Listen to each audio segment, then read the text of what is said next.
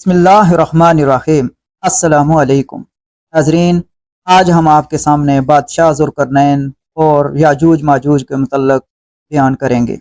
ناظرین، ذوالقرنین کے متعلق اللہ سبحانہ تعالیٰ نے قرآن میں فرمایا کہ آپ ذوالقرنین کے متعلق پوچھتے ہیں، آپ کہہ دیجئے کہ عنقریب میں اس کا ذکر تمہارے سامنے تلاوت کروں گا۔ بے شک ہم نے اسے زمین میں اقتدار دیا اور اسے ہر چیز کے اسباب دیے، چنانچہ وہ پیچھے لگا ایک راہ کے، حتیٰ کہ جب وہ غروب آفتاب کی جگہ پہنچا تو اس نے اسے پایا کہ وہ سیاہ کیچڑ دلدل والے چشمے میں غروب ہو رہا ہے، اور اس نے اس کے پاس ایک قوم پائی۔ ہم نے کہا، ہے ذوالقرنین، تجھے اختیار ہے، خواہ تو انہیں سزا دے خواہ ان سے اچھا برتاؤ کرے۔ اس نے کہا، جو شخص ظلم کرے گا اسے تو ہم عنقریب سزا دیں گے، پھر وہ اپنے رب کی طرف لوٹایا جائے گا، چنانچہ وہ اسے سخت ترین عذاب دے گا۔ اور رہا وہ جو ایمان لایا اور نیک عمل کیے تو اس کے لیے اللہ کے ہاں بدلے میں خوب تر بھلائی ہے، اور ہم لازماً اپنے کام میں سے اس کے لیے نہایت آسانی کا حکم دیں گے۔ پھر وہ ایک اور راہ کے پیچھے لگا، حتیٰ کہ جب وہ طلوع شمس کی جگہ پہنچا تو اس نے اسے پایا کہ وہ ایک ایسی قوم میں طلوع ہو رہا ہے جس کے لیے ہم نے سورج کے آگے کوئی پردہ نہیں رکھا، اور یقیناً اس کے پاس جو کچھ تھا علم کے اعتبار سے ہم نے اس کا احاطہ کر لیا تھا، حتیٰ کہ جب وہ دو دیواروں کے درمیان پہنچا تو اس نے ان دونوں کی طرف ایک ایسی قوم پائی جو کوئی بات نہیں سمجھ سکتی تھی۔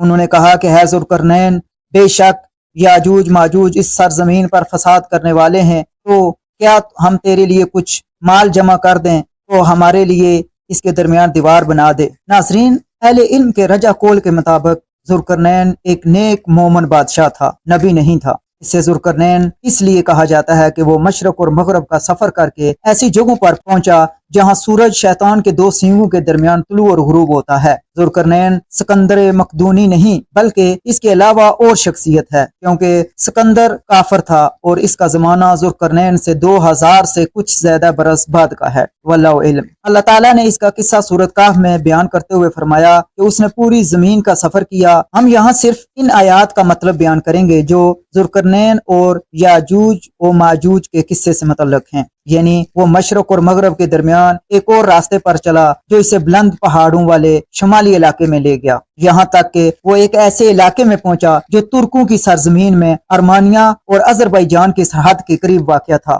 دو پہاڑ، ان کے درمیان خالی جگہ تھی جہاں سے یاجوج اور ماجوج نکل کر آتے تھے۔ وہ ترکوں کے علاقے میں فساد انگیزی کرتے اور کھیتی اور نسل کو تباہ کر دیتے تھے۔ جب ان ترکوں نے ذوالقرنین کے پاس قوت دیکھی تو انہوں نے اندازہ لگا لیا کہ یہ بادشاہ صاحب اختیار اور باصلاحیت ہے۔ انہوں نے اس سے درخواست کی کہ وہ ان کے اور یاجوج اور ماجوج کے درمیان اس راستے کو بند کرنے کے لیے ایک دیوار کھڑی کر دے تاکہ وہ ان پر حملہ نہ کر سکیں۔ اس کام کے عوض ترکوں نے بادشاہ کو مال کی پیشکش بھی کی، لیکن اس نیک بادشاہ نے بغیر کسی معاوضے کے محض بھلائی کے طور پر اور اللہ سے اجر و ثواب لینے کے لیے دیوار بنانے کا فیصلہ کیا، اور وہ اس نتیجے پر پہنچا کہ اس مسئلے کا آسان ترین حل یہ ہے کہ دونوں پہاڑوں کے درمیان کی گزرگاہ کو ایک مضبوط دیوار سے بند کر دیا جائے۔ چنانچہ اس نے ترکوں سے کہا کہ وہ افرادی قوت سے اس کی مدد کریں۔ بادشاہ نے لوہے کے بڑے بڑے ٹکڑے دونوں پہاڑوں کے درمیان ترتیب سے کھڑے کر دیے اور پھر ان سے کہا کہ یعنی دونکیوں سے ان پر آگ جلاؤ۔ یعنی جب لوہے کی وہ چادریں شدت حرارت سے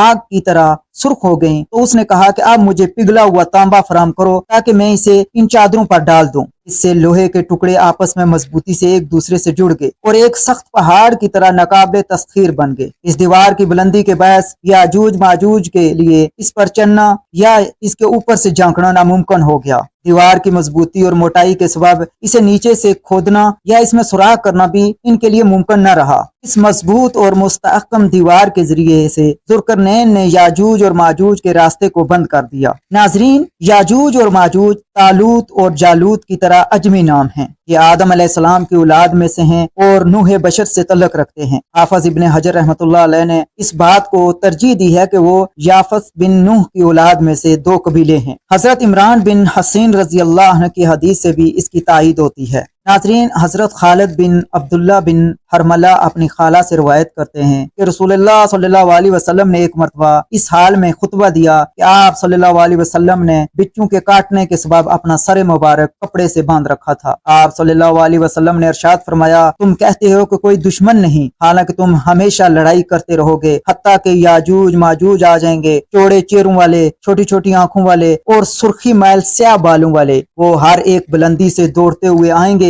इनके चेहरे गोया मंडी हुई डालें हैं, यानी इनके बालों का रंग स्याह होगा जिसमें सुर्खी भी शामिल होगी। इनके चेहरों को डाल से तशबीह इसलिए दी गई कि वो कशादा और गोल होंगे, और इसलिए कहा गया और वो मोटे और गोश्त से भरे हुए होंगे। हर बुलंद जगह से वो तेजी से निकलेंगे और जमीन में फैल जाएंगे। नाजरीन, याजूज और माजूज दो कबीले हैं। वो जमीन में अनवा व अकसाम का फितना फसाद बर्पा करते थे, हत्ता कि जुल्करनैन ने इनको रोकने के लिए दीवार बना दी। ये दीवार इनके और आम लोगों में हायल हो गई। बिलाशुबा वो पसे दीवार मौजूद हैं और इनके पास खाना पीना भी है। इनकी जिंदगी और निज़ाम मईशत खास तर्ज के हैं। याजूज और माजूज हम वक्त इस दीवार को गिराने की कोशिश में मशगूल रहते हैं, चनाचे वो इसे खोदने की और इसमें नकब लगाने की कोशिश जारी रखते हैं। हजरत अबू हुरैरा रज़ी अल्लाह अन्हा बयान करते हैं कि रसूलुल्लाह सल्लल्लाहु अलैहि वसल्लम ने इस दीवार के बारे में फरमाया, याजूज और माजूज हर रोज इसे कुचलते हैं। जब इसमें सुराख करने के करीब पहुंच जाते हैं तो इनका सरदार कहता है, लौट चलो, तुम कल इसे तोड़ने में कामयाब हो जाओगे। जब वो लौट जाते हैं तो अल्लाह ताला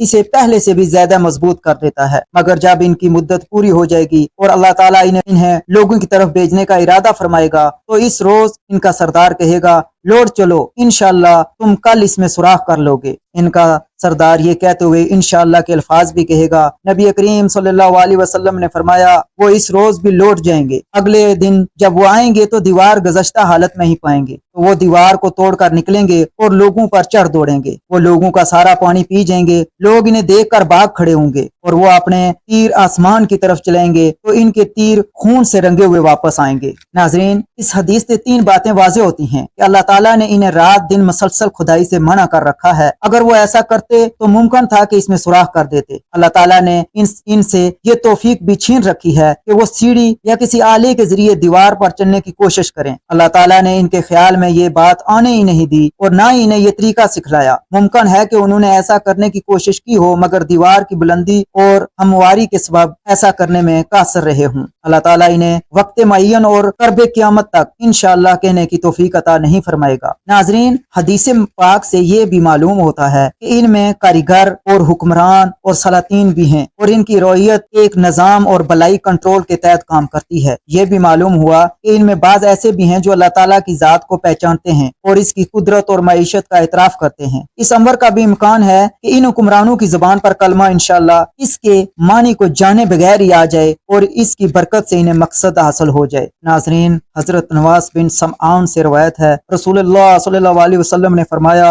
अल्लाह ताला याजूज और माजूज को भेजेगा। वो हर एक बुलंदी से दौड़ते भागते आएंगे। इनका पहला ग्रोह जब जिले तबरिया से गुजरेगा तो इसका सारा पानी पी जाएगा। जब इनका आखिरी ग्रोह वहां पहुंचेगा तो वो कहेंगे कि कभी इस जगह पानी हुआ करता था। जिले तबरिया को बहर जलील भी कहा जाता है। ये मकबूजा फलस्तीन के शुमाल में वाक़या है। इसमें दरियाए उर्दन आकर गिरता है जो अपने बहाव को जारी रखते हुए इसमें से उर्दन के ज़रीए इलाके के दरमियान में जाकर निकलता है। इसका हुजम कुछ इस तरह है कि बहर तबरिया का तूल 23 किलोमीटर और सबसे ज्यादा चौड़ाई 13 किलोमीटर है। इसकी गहराई कहीं 44 मीटर से ज्यादा नहीं है। ये सतह समंदर से 210 मीटर नीचे वाक़या है। नाज़रीन, इसके बाद आप सल्लल्लाहु अलैहि वसल्लम ने फरमाया, फिर याजूज और माजूज चलते चलते जबले खमर तक जा पहुंचेंगे। अब वो कहेंगे कि हमने जमीन वालों को तो कत्ल कर दिया है, आओ अब हम आसमान वालों को कत्ल करें। वो अपने तीर आसमान की तरफ चलाना शुरू करेंगे तो अल्लाह ताला इनके तीर खून से रंगीन करके वापस करेगा। अल्लाह ताला के नबी ईसा अलैहिस्सलाम और इनके साथियों का मुहासरा कर लिया जाएगा, हत्ता कि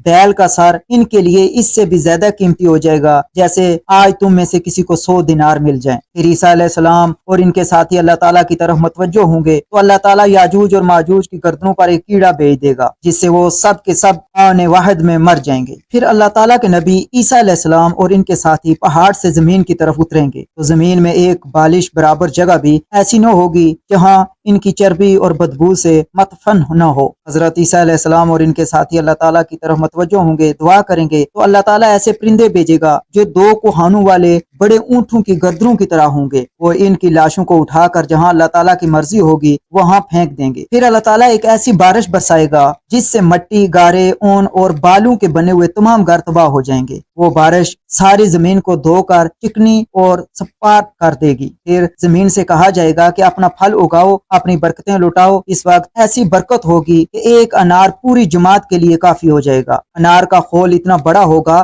कि वो जमात इसके साए में बैठ सकेगी। दूध में इस कदर बरकत डाली जाएगी कि दूध देने वाली ऊँटनी एक बड़ी जमात के लिए काफी हो जाएगी। दूध देने वाली गाय एक पूरे कबीले के लिए काफी होगी। दूध देने वाली बकरी एक पूरे घराने को काफी होगी। इसी हाल में अल्लाह ताला एक पाकीज़ा हवा भेजेगा, वो इन्हें बगलों के नीचे से पकड़ेगी और हर मोमन और मुस्लिम की रूह कब्ज कर लेगी। जमीन पर इस वक्त सिर्फ शरीर लोग बाकी रह जाएंगे जो गिद्धों की तरह इलानिया तौर पर लोगों की मौजूदगी में मुबाशरत करेंगे। इन्हीं लोगों पर क़यामत कायम होगी। नाज़रीन, उम्मीद है कि आज का वाक़या आपको पसंद आया होगा। अगर आपको आज का वाक़या पसंद आया है तो इस चैनल को सब्सक्राइब करें, वीडियो को लाइक करें और दोस्तों के साथ शेयर करें और कमेंट बॉक्स में बताएं कि आपको किस तरह के वाक़यात पसंद हैं। जज़ाकल्लाह।